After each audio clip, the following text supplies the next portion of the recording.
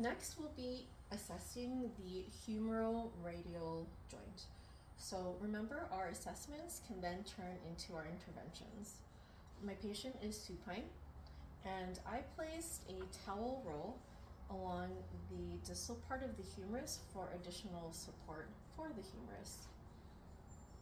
To find the radial head, go towards the joint line and then just go just inferior. And then what you can do is pronate and supinate. And if you are on the radial head, you should feel it spin underneath your fingers. So I have found her radial head. I'm going to extend her elbow.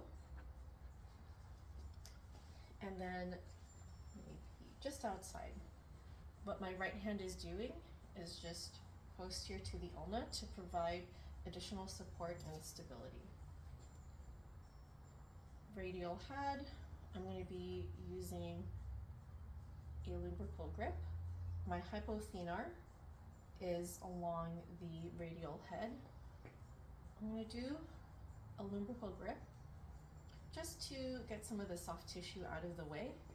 I'm in a staggered stance, and I'm going to use my legs to go in an A to P direction.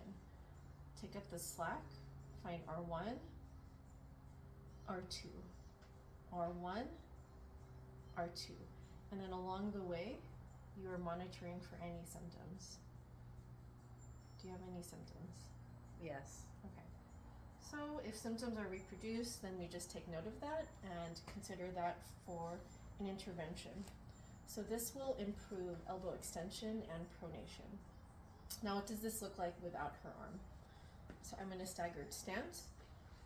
The towel is underneath the humerus. My right hand is supported underneath the ulna, just like so.